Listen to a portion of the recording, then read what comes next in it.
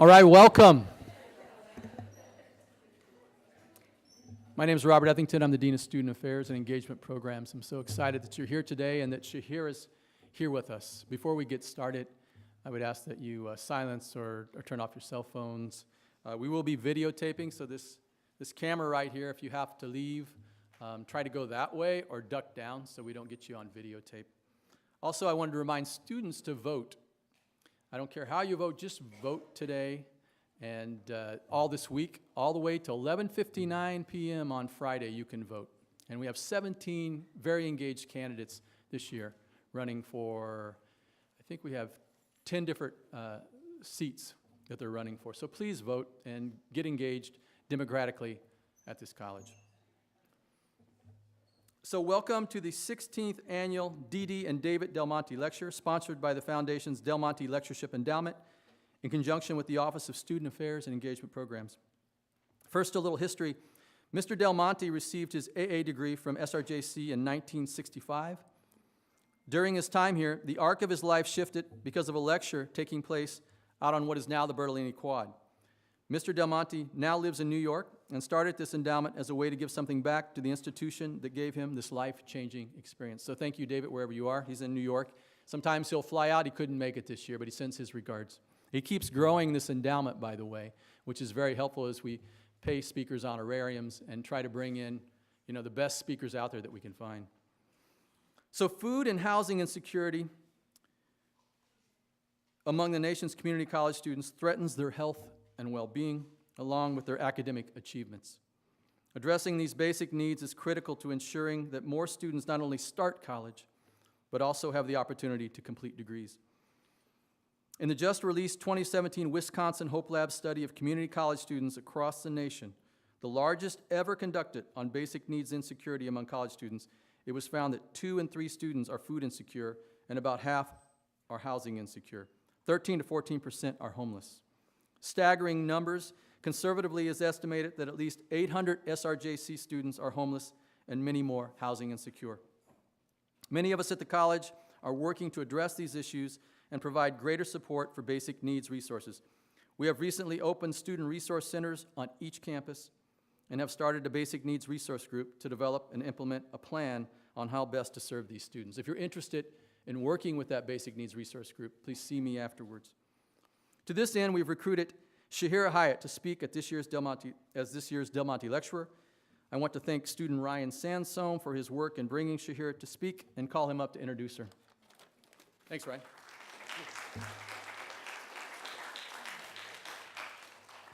Hey, everyone. So Shahera Hyatt is the director of the California Homeless Youth Project, which is an initiative of the California Research Bureau focusing on educating policymakers on the needs of homeless youth in California. She's authored several publications on the topic of youth homelessness, including policy briefs on LGBT youth, as well as the nation's first state action plan on ending youth homelessness. During the day, she works to uplift voices of marginalized youth, and at night, she tells jokes at dive bars and comedy clubs all over Sacramento. Please join me in welcoming Shahera Hyatt to the stage.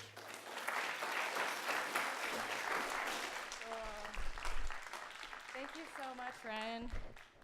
Thanks, Ryan, and good afternoon, everyone. Thank you so much for being here today. I'm really excited to be here with you. Like Ryan says, I direct the California Homeless Youth Project, and so we focus on youth homelessness across the state of California and really to educate policymakers on how we can do a better job of meeting the needs of this community. And then most recently, in the last 2 or so years, we've been focusing really specifically on college students experiencing homelessness.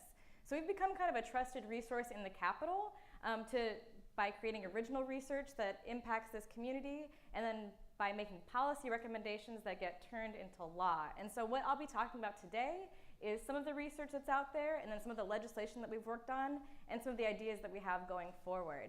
So thank you all so much for being here. Can I start by asking, how many of you have either experienced or know someone who's experienced food or housing insecurity while going to college? Yeah, so if you want to look around, that's most everybody in this room.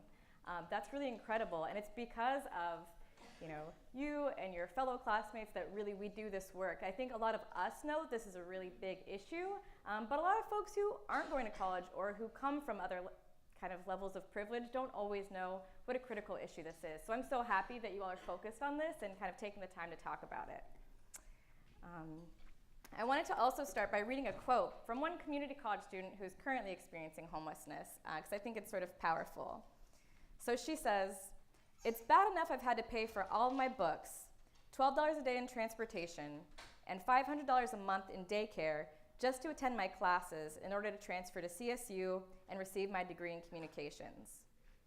I'm a disabled student who is homeless, and yet I still make a gallant effort to attend school and further my education.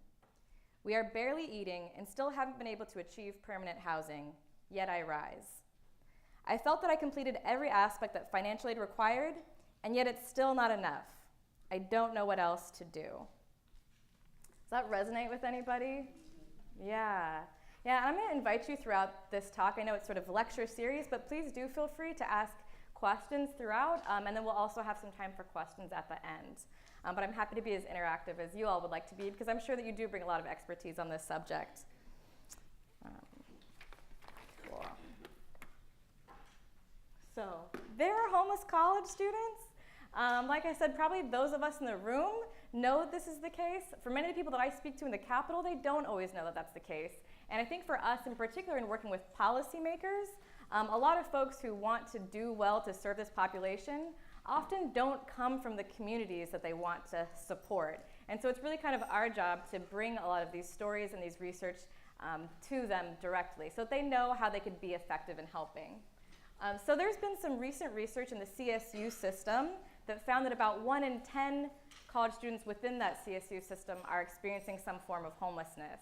That's about 46,000 students just within one college system, which is really a tremendous amount. And this has kind of put this issue on the radar for a lot of local policymakers and media. Also, one thing that's really interesting, this next bullet point, it's from some unpublished research, but I thought for this group it would be really compelling because this community college chancellor's office did surveys with faculty and staff within the community college system. And they asked, how many of you see homelessness as being a problem on your campus? And over 90% of faculty and staff at community college said, yeah, we see that as a problem on our campus. Yet, only 15% said they felt capable of responding to that problem. And that's really, such a disparate statistic, right? That only 15% felt like they knew how to either navigate the resources on campus or off campus and to communicate that to students. And so I think that is not unique just to the community college system, and that's true within all of the college systems, is that a lot of folks are seeing it as a problem, but don't really know what to do to respond. And so that's why we're trying to kind of crowdsource some of the best information out there about what colleges are doing so we can help faculty and staff and administrations really meet the critical needs of this community. Can I ask y'all, so when the light is in my face, can you see me more clearly? Is that better for you? Or, okay, yeah, I'll try to stay within that. As you mentioned, I do stand-up comedy, so I'm fine with having a bright light in my face. So the last bit, when we interviewed over 200 homeless young people across the state of California, over 90% said that they had career goals like becoming a teacher or a social worker or a doctor, all of which require extensive education to achieve, right? That requires college education, ongoing college education.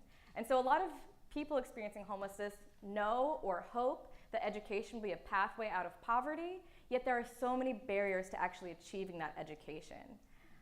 And I think that that's kind of an important thing to talk about. In that quote that I read from right at the beginning, she talks about transportation, healthcare, childcare, paying for books. And what we see in the research is that one of the biggest barriers to college graduation is affordability. And it's not just tuition that we're talking about, but also transportation, childcare, mental health care, housing, of course, food, technology, all these other kind of associated costs outside of just tuition. I should keep this in my hand. And so Robert sort of mentioned just 2 weeks ago, there was a new study that evaluated community college students. It's probably one of the biggest pieces of research that's ever looked at the experiences of community college students in terms of basic needs. It was over 33,000 community college students across the country responded to this survey. And what they found was that 14% were having a literal episode of homelessness, meaning that they're sleeping outside or in an abandoned building, in a car, in a tent, or in an emergency shelter, something like that, like very literally unsheltered. And that's a huge number, 14% of community college students, and that's just of the students who voluntarily responded to this survey. So it's potentially true that that's an undercount, right? And then fully 50% are housing insecure, which means they're couch surfing, so bouncing from place to place. Sometimes that's referred also as like doubled up. They are unable to pay their rent, or they're temporarily sheltered, so they don't know how long they can stay. And so I'm sure you all see this or have experienced this a lot, right? Like maybe being able to find a place to stay for the night or for a couple of weeks, but you don't necessarily have a key, you're not on the lease, you don't know how long you can stay there. And so that a lot of folks also consider within the range of like experiences of homelessness, because it's not really safe, stable, or adequate, because you don't really know, it's a tenuous sort of situation, right? What was also interesting to me is that 30% of respondents were experiencing food insecurity, but that number in California was even higher. So 40% of the students who responded were experiencing food insecurity. And that also is a really powerful statistic to me, because we think of ourselves in California as sort of leading the way on these issues, or being or as having like a stronger safety net. But we know when it comes to food and housing, actually our state is one of the ones that struggles the most, right? We have the highest number of people experiencing homelessness in California, and the highest number of young people experiencing homelessness in California. Anybody have any guesses on why that's the case? Sure, yeah, okay, right here? Because it's so expensive to live here. It's so expensive to live here, yeah. Yeah, any other thoughts? Yeah. Healthcare costs. And just expensive food's going up. Right. Mm-hmm, right. Not that many full-time jobs. Right, costs are increasing. We know that California ranks 50th in the country in terms of housing affordability, so it's the least affordable state to live in the country. Yeah, a hand up here and then we'll come down There's there. more people looking for housing, so there aren't enough houses. Yeah, so there's a mismatch in how many houses we have and how many people we have. So what you see in most communities across the state is that there's really low vacancy rates, which means that there's not a lot of opportunity for people to rent. So during the foreclosure crisis, some years back, not that many years ago, when people foreclosed on their homes, it pushed a lot of people into the rental market who had maybe been homeowners in the past, which means that the rental market then is that much more impacted and competitive. And landlords then can charge more and be more sort of exclusive about who they're renting to, which kind of hurts all of us who are looking for housing. Right. Hand here. Mine was the same, but we have a 1%. You have a 1% vacancy rate in Santa Rosa? Wow, okay, yeah, that's incredibly small. In Sacramento, where I live, we have a 2% vacancy rate, and it's also, I think, one of the worst in the country, yeah. Can you hand up here? Yeah, a lot of the jobs don't pay enough for college students that are going to school and working part-time or full-time. And they don't, the money that they give us to work in society is not enough to pay for these apartments, these one bedrooms, these bedrooms that they're asking $700-850 a month is really hard. So I as, was couch surfing for a long time myself, so I can relate to what you're saying. yeah, thank you so much for that. Yeah, exactly, as a working college student, a lot of times you can't afford market rate rent. That can be difficult even when you're working full-time and not in college. I think a lot of us still really struggle with that. Yeah. Also, I wonder too how many of them are struggling, like people that are on disability. Mm-hmm. Can't even pay enough Mm-hmm. Yeah. to afford their rent. Right, yeah, there was just, a classmate in here that said, that's me. And also in the quote, she said, yeah, I'm a parent, I'm disabled. It's difficult to do these kinds of things. And I appreciate that point you're making too about working, because in that study of community college students, what they found was that students experiencing homelessness were actually very likely to be working. They were less likely to be making at least $15 an hour. Yeah. And again, I think in the narrative of what we think about in terms of experiencing homelessness, we know that our society has a lot of mythology out there about who these folks are and what these situations look like. And we know that most people are working and they're receiving financial aid, and there's still a gap in being able to financially meet all of their needs. Yeah. What was also interesting in the who is experiencing homelessness, the student populations that were most likely to be experiencing homelessness were parenting students and students who had been in foster care. Yeah. So what do young people need to be successful in school? And I apologize too, because we're the California Homeless Youth Project, and so we do kind of look at sometimes younger students, or that transition aged youth, that like 18 to 25, 26 age range. And I know that students come in all ages. We've just sort of historically been focused on young folks in particular, especially those who may have been missed by child welfare system, education system, et cetera, social safety net. So we do focus groups with young people who are currently experiencing homelessness across the state. When we ask them, what do you need to be successful in school? The number one thing we heard was connection to a positive, supportive adult. So someone to help them navigate the higher education system, someone to motivate and encourage, ask them, have you enrolled in your classes, or do you know that the FAFSA filing date is coming up? What do you need from me? And I think that was kind of an important response to know, because it speaks not only to the economic poverty that a lot of students are facing, but also the sort of relationship poverty, or the lack of connections to people that can be supportive. So we know, like, once we get to a place of experiencing homelessness, not true for everybody, but a lot of times it means that the social safety net has sort of eroded in addition to the economic safety net. So it makes it more difficult to be able to have the support that you might need, even socially, to be able to navigate college and be successful in college. The other thing we talked about was stability, or we heard from them, was that it's really difficult to meet your educational needs when you aren't meeting your most basic needs. So for any psychology majors or other folks in here, you've heard of like Maslow's hierarchy of needs. Yeah, and so we think about food, shelter, clothing, these sort of basic essentials to survive, and that it's really difficult to be able to achieve your full potential when you don't have food, shelter, clothing. I would say this community is incredibly resilient and can do a lot even without, but it just comes at a lot of personal sacrifice, right? A lot of hardship that we don't think should be a rite of passage in college. We think people should be supported to be successful. Help navigating financial aid, that was another huge thing we heard. Has that been true for anybody else? Been difficult to navigate financial aid? Yeah, we hear about this all the time. Does anyone want to speak to what some of the issues might be around that? Why is it so difficult? Yeah, hand here. Well, when I first started, I was like 32.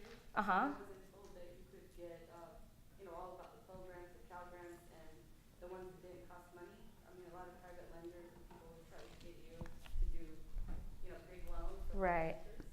And that could have saved me a lot of money to know what was available, all the options.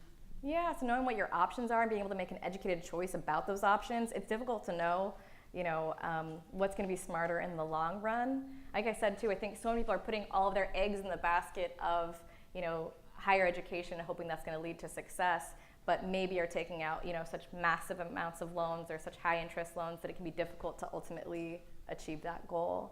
Yeah, hand up here. I know for me, it was always in high school, they always said fill out like scholarship applications, but nobody ever mentioned like other free forms of money like FAFSA. Mm-hmm. I found out 2 years into college, and I was already in extreme amounts of debt because I had to take loans out to pay for everything. Right, so finding out about the FAFSA, but years too late, so you kind of miss out on what you would have been eligible for. I'm just going to take maybe one or two more. So sure, right here. Well, what happened with us and my daughter, I'm also in school too at the same time, was when we first started to look at the FAFSA and everything, even before she got out of high school, I mean, the counselors at the high school flat out said, well, where you live, you're not going to qualify for anything. Mm-hmm. And I went into the high school and I said, what are you talking about where I live? Well, your address, you're not going to qualify. And I said, that's an inherited house. We didn't purchase it. We don't make the money to live in that area. But she had our daughter believing that there was nothing.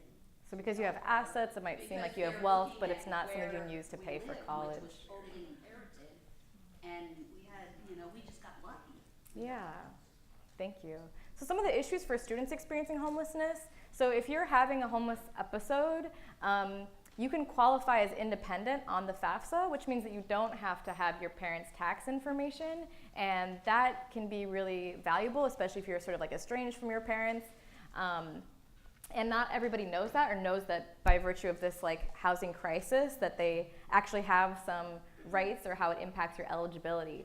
And so I think that there's a lack of information out there about what you may be uniquely eligible for when you're experiencing housing instability. And so that's something we try to like raise awareness about. You have to get a determination or like a verification of your homelessness status in order to do that on the FAFSA. That can be difficult, right? Because having a housing crisis doesn't really come with a notarized letter. So we kind of do these things policy-wise that are really bureaucratic, right, and sort of paternalistic, and are thinking about, well, you say you're this, but prove it. I think there's always an assumption that people are trying to like game the system. I think for me, in working so much with young people experiencing homelessness, folks don't usually ask for help unless they need it. And it's pretty difficult actually to come forward and talk about, experiencing a housing crisis in this way. And so generally I think that we should trust folks when they talk about it, and see what they need for support. And then the last thing that we heard really from students was knowledge of the existing resources that are available, that we don't really know what our campus has for us. And they gave some suggestions about what would be like better outreach. I think obviously word of mouth is always one big way. If you're providing a useful service, the word sort of gets out by people telling their friends. But also having visibility like on social media, posters and flyers on campus, and things like that would be helpful. What I've heard from a lot of college students and faculty is that sometimes schools don't promote what services or assistance is available because they're afraid that they don't have enough to meet the need, the actual need, and so they're afraid of who all will come forward to access these resources when they're stretched so thin.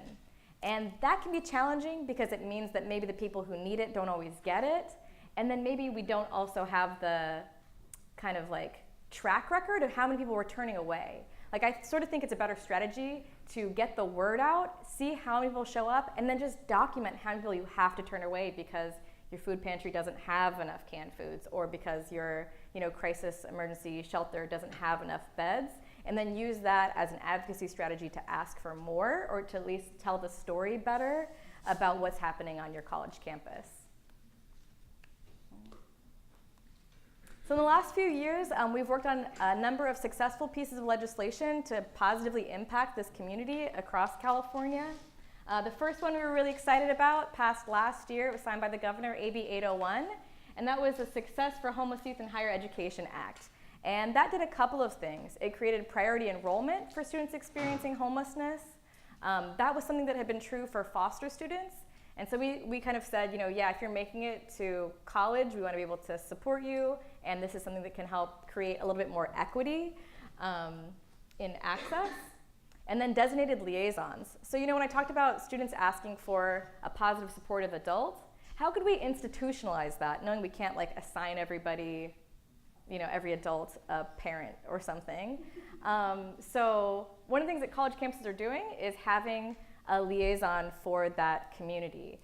So sometimes it's called like a single point of contact, or somebody that they knows about the financial aid eligibility for homeless students, knows about the resources on and off campus, and can be a resource to that student community.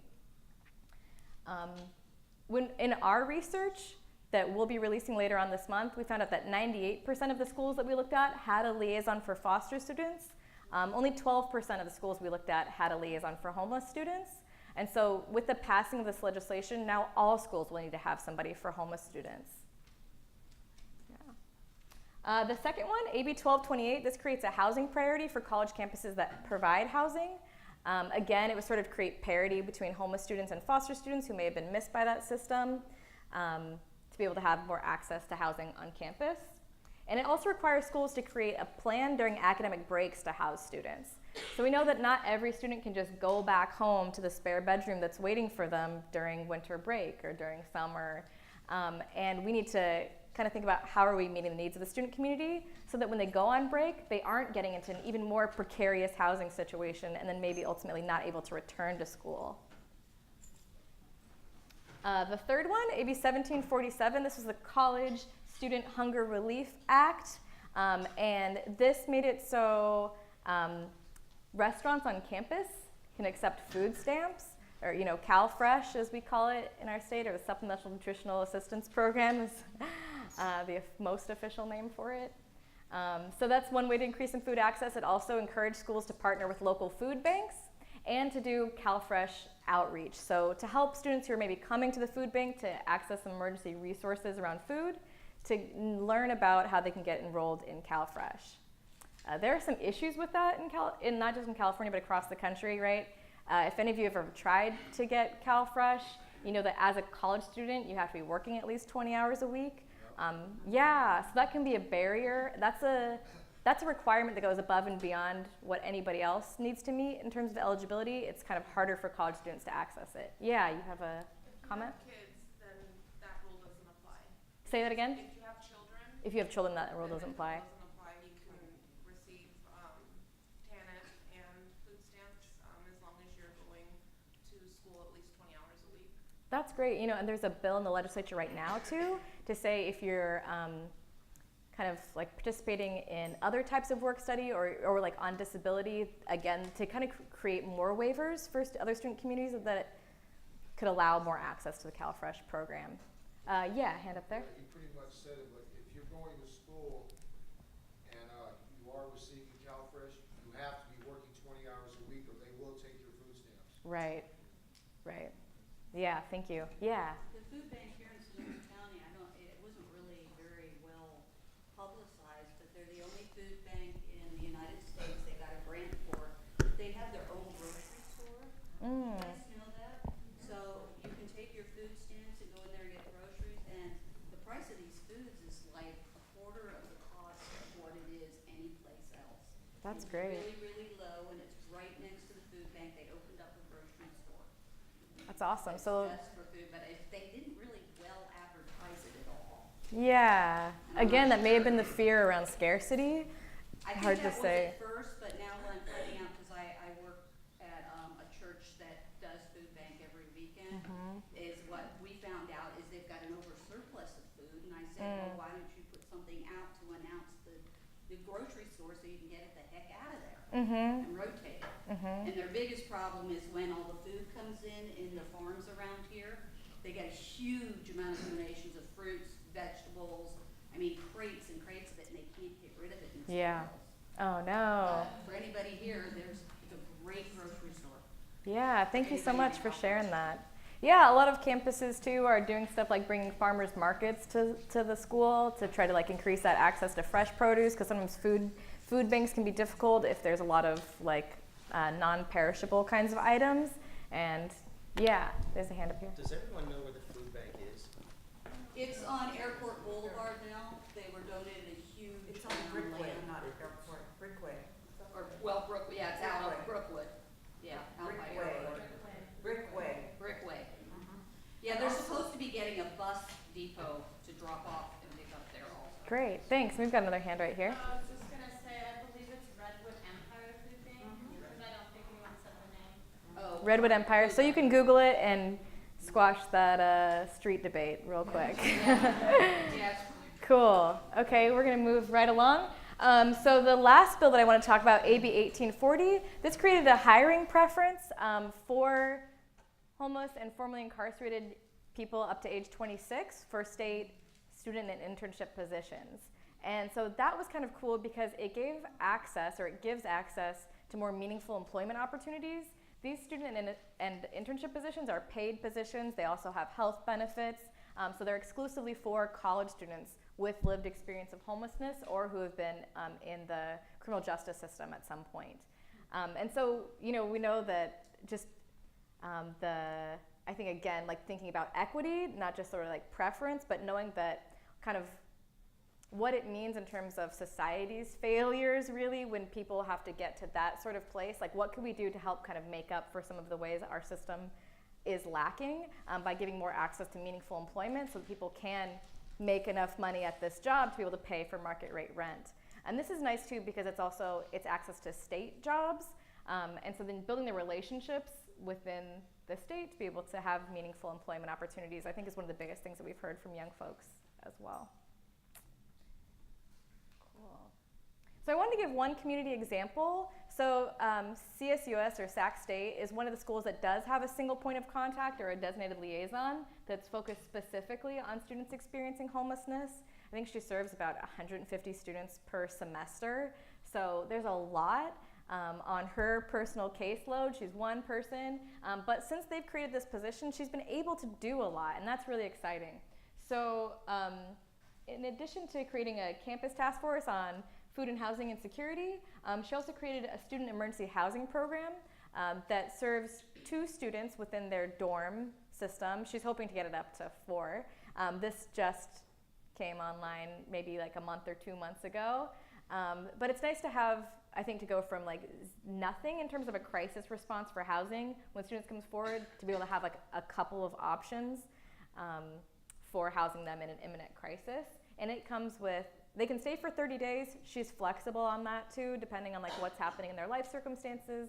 And they get 2 meals a day. So it helps to address some of the immediate food and housing needs for some students. And she has this quote here: "The students aren't doing anything wrong. It's just they're living in a city that's hard to afford." Y'all can relate. When it starts to impact their college plans is when we feel responsibility as a university to help them manage. Some students talk about it's either work full-time just to survive and live here or drop out of school. I think, again, that's not a position that we want students to be put in. And we know that the state of California has sort of like a workforce or employment gap that we know we need to be having more trained professionals, more folks that are graduating from college in order to meet the workforce gaps that we have in our state. And so we need to be focusing on underserved communities and folks who may be enrolling in school but not able to complete, because we need more college graduates in our state, just like drastically. Okay. I want to pause really quick to see if anybody had any questions on any of the pieces of legislation or anything else. Yeah.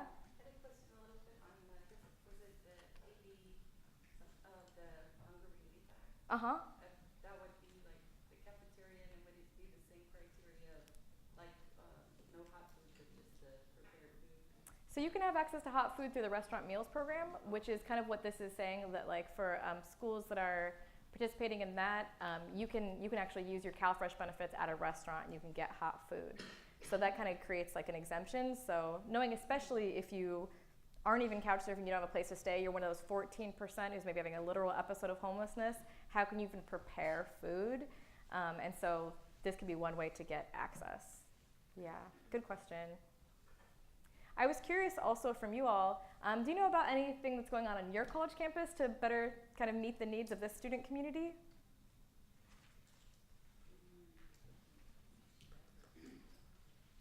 Sorry, okay, Handy.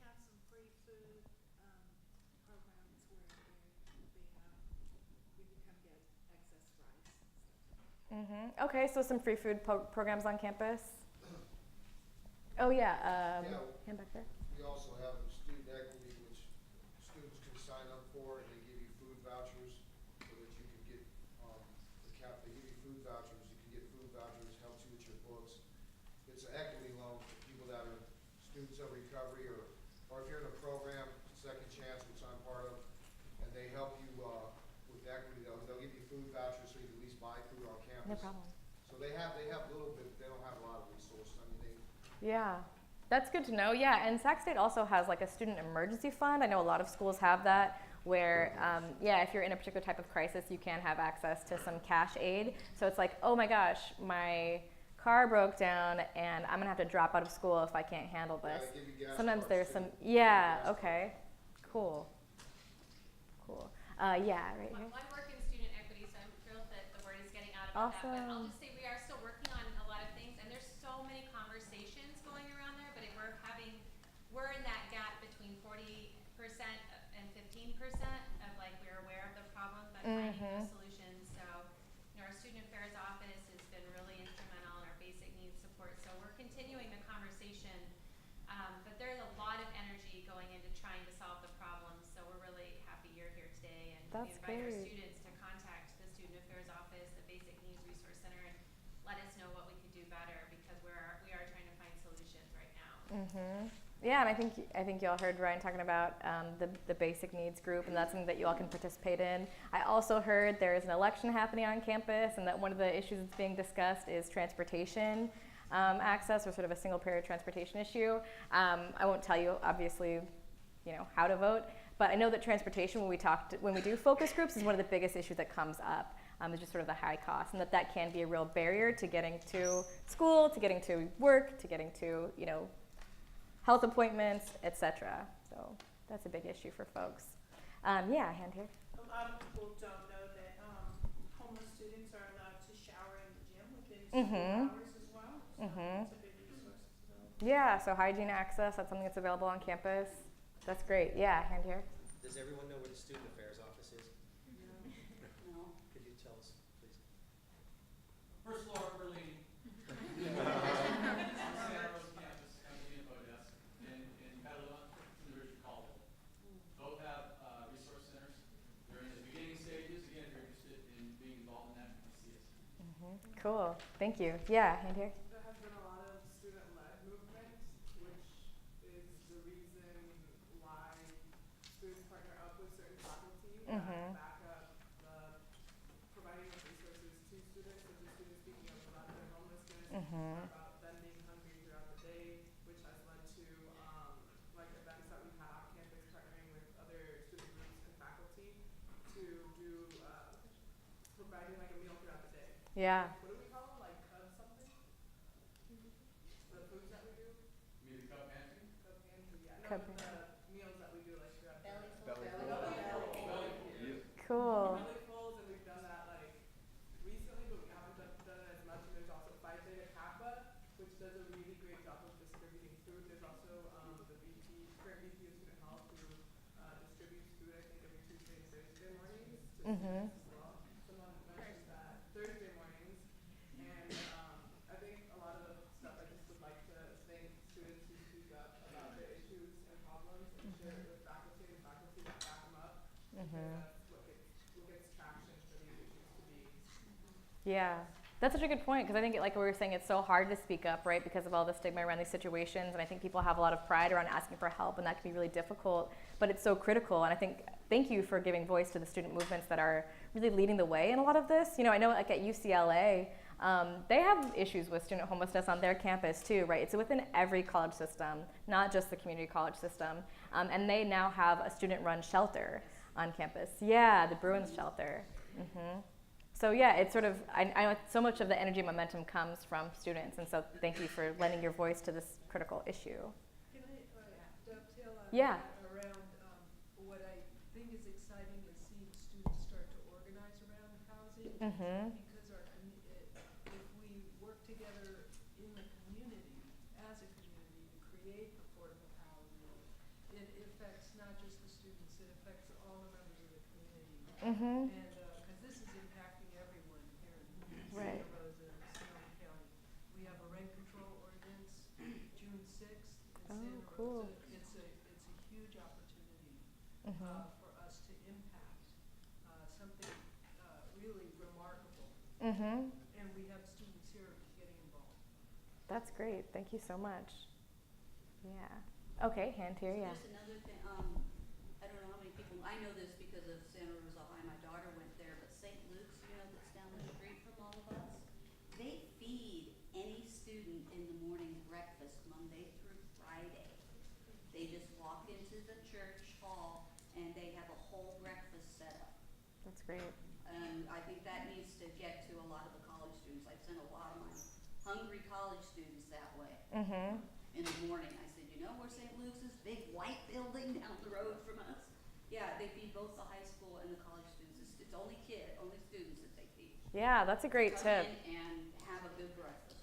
Yeah, and I want to say I appreciate your point too about, there's organizing you can do on campus with your school, but also obviously these issues extend beyond just the school, and there are unique issues around housing for students, but also there's a lot of opportunity for intersection with other community activists and movements or advocates, because it is something that impacts everybody. Yeah, hand back there. So there's a church by Faith Tattoo Shop. Every Sunday morning, they will feed the homeless from like 7:30 till about 8-9 o'clock. Yeah, that's great. So, and they give out hygiene things and stuff like that. That's a good resource to know about. Cool, yeah, I appreciate you sharing resources. It sounds like there's an opportunity maybe to create, you know, some kind of document that might have this, so when students are asking about it, and maybe this already exists, but maybe if not, that would be a helpful thing. I'm gonna take a couple more hands and we're gonna do an activity. So, yeah. I just wanted to announce that we are partnering with the Chancellor's Office is partnering with the Department of Social Services to do a webinar on May 3rd. And I have access to it here for anyone who wants to watch it. It's to how college students can get access to CalFresh benefits here on campus and how the eligibility standards are changing. That's great, yeah. Folks want that information. So, okay, one more hand, yeah. And if I can just say, at the Student Resource Center, I'm Deanna, I'm the Student Resource Coordinator. We do have all these lists. We are Cool. constantly building, you know, changing, updating. So come by, see me. I have hygiene kits. I have lists for food. Housing is, we're working on. Where's the resource center? First floor, Bertolini. You know where the coffee center was back there? Oh, you guys are in that hole. Yes. And do you know it doesn't say resource center on the outside? It says like Not yet. Yeah. Not yet. I've been on the job 3 weeks. Not yet. Not yet. It will. So it sounds like there's a lot of progress being made on campus and a lot more room to keep on going with that. So that's really exciting.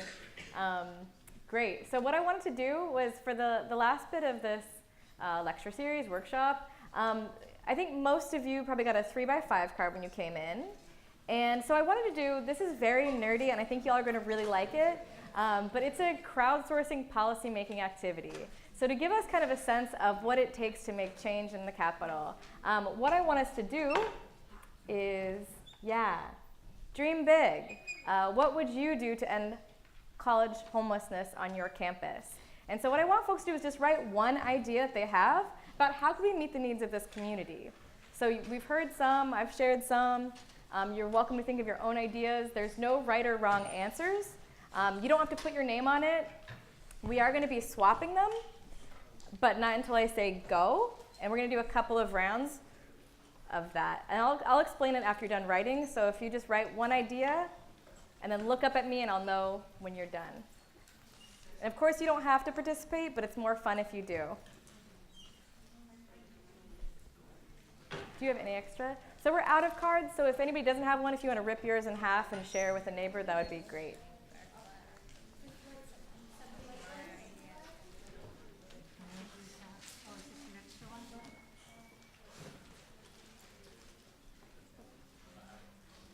Oh, do you have some extra? Oh, okay, thanks. Appreciate it, no problem. Does anybody need one? Oh, yeah, sorry. Here you go. Okay, cool.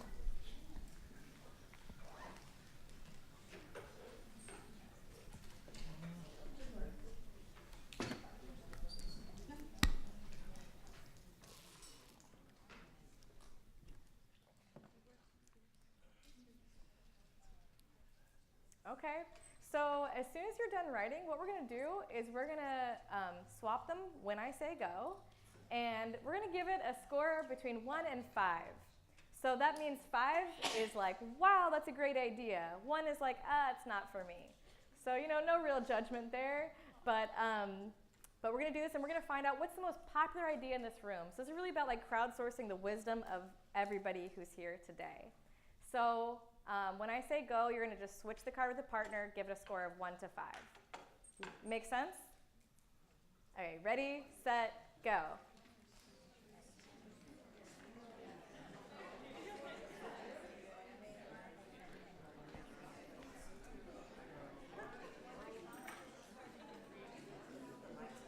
Oh, Can we turn the lights on? Lights.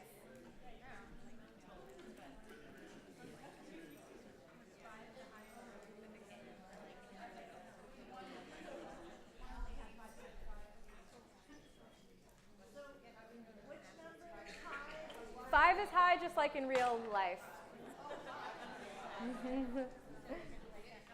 Okay, so once you've done that, ready, set, go. We're gonna do it again. We're gonna keep switching it. You're gonna keep switching it, yeah. But you're gonna wait until I say go each time. So this is the second round. So you should be putting the second number on there.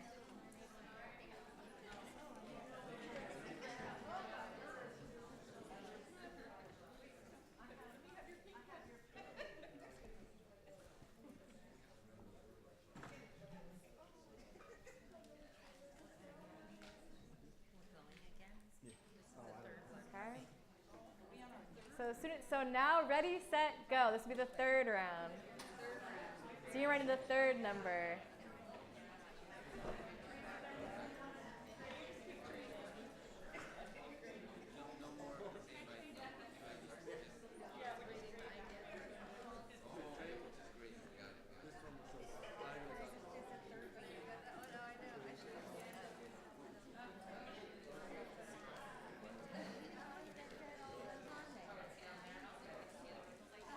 Okay. And as soon as you're ready, can I get everybody's attention? Cool. Okay, let's go to the fourth round. You may have to get up for these last 2 rounds. We're doing 5 total. So ready, go.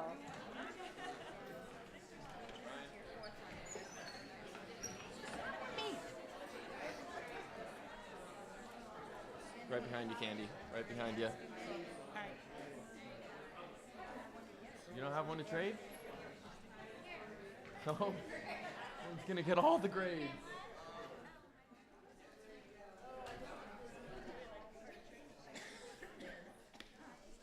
Are we swapping after this? I don't know. Should we stay standing? I'm standing. Lily. So you wait until I say go. And we're going to do the 5th and final round. So this would be the 5th score on the card. As soon as you're ready. That's good. That's where it should be. It's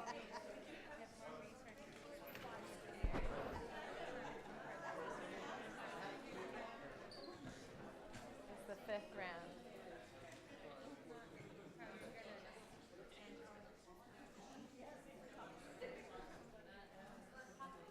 Thank you so much.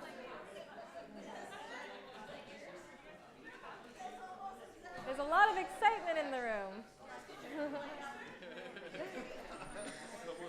Great. All right, everyone. Cool. So once you write the 5th score, go ahead and total up those 5. If there's more than 5 scores, just drop the lowest one. We'll be super kind today. Just drop the lowest score if there's more than 5 scores already. So it should be out of a total of 25. So add up those 5 scores, and it's out of a possible 25. There's fewer than 5. That's okay. They're not going to get the highest score. Sure. You can average and add one if you want to. All right. Is anybody holding a card with a score of 25? Yes. Okay, great. We want to hear what these are. You want to go ahead? And then repeat your comments because the video's not. Okay, great. And I'll repeat, so just give me some time. Yeah. Building dorms with an emergency shelter. Building dorms with an emergency shelter. Who's next? Create affordable housing on campus for students who need financial aid, supported housing for families too, if the student is enrolled as a parent, and include daycare for children and transportation. So housing for parents, daycare and transportation, and affordable housing on campus. This was just for housing. Yeah. 25s? Okay, you've got one? This one is on-campus housing, on-campus shelters, housing vouchers for students. Okay, housing vouchers, on-campus housing. Great, I'm seeing some themes here. Great. Make college free. Make college free. That's one of the most popular ideas in this room. Shocker, okay. Give housing scholarships. Give housing scholarships, that's awesome. That's such a good idea. Create a couch log of extra places people could offer. Oh, okay, so have like a network of places that people have available, so it's like another like housing option. Cool. Sometimes we call it like host homes or things like that. That's great. Yeah, hand here. On and off-campus housing paid for by financial aid specifically for students. So having some sort of like financial aid pay for housing. Yeah, cool. Hand there, yeah. Develop more food banks. Develop more food banks, so more food resources for folks. Other hands? I'm looking for a different one. Okay, so these are the most popular ideas in this room. That's really exciting to get to hear from you all what kinds of things you like. And I think one of the things that I like about this activity is that it does allow us to like dream big and think about what we would actually like to see if we were really going to meet the needs of this community. Instead of just asking for like what we think is most politically feasible or financially feasible, there's a lot of time and opportunity for that. We know that policy work is really incremental, but I also encourage us to think bold and act boldly, because this is an urgent issue for these students that are in a crisis. Anybody else have one they really liked, they just wanted to share? Holding in their hands? Okay, yeah, go for it. Jobs, because there's going to be more jobs for students. Create more jobs specifically for students. Yeah, you've got one. Co-housing, so like people help do food and like all have a part in paying rent, so it's not as expensive per one person. Great, okay, co-housing, yes, maybe like make more affordable housing options. Creating a network so college students can find other students looking for roommates, because the more people you have in the home, the less. A more easier network, maybe coordinated by the school or something, so it's not just like Googling Craigslist and kind of piecemealing those kinds of ideas together. Yeah, that's a great idea. I seen another one earlier that it said creating kind of the same thing, a network of people, but it said even if it's just a couch, like somewhere somebody can go. Even if it's Right. So even if it's a temporary resource, even if it's not like a room or a lease, but something that can help at least get people from that unsheltered, position to a better situation. Yeah, hand here. So I'm going to collect the cards, and what we're going to do is we're going to write a blog about your responses, and then we'll share that back with you all, or we'll make sure to send it to the organizers of this event. So that's something that's kind of captured. We love these ideas and want you all to know what might work for your campus. So we're going to do that here soon. Any last comments? Yeah, if you want to drop the postcards off on either one of these tables or with me on your way out, that would be great. We're not done just yet? Okay. Yeah, take away the stigmas. People feel free to ask for help. I think that's a great idea. Thank you all so much for allowing me to be here today with you. You've been great.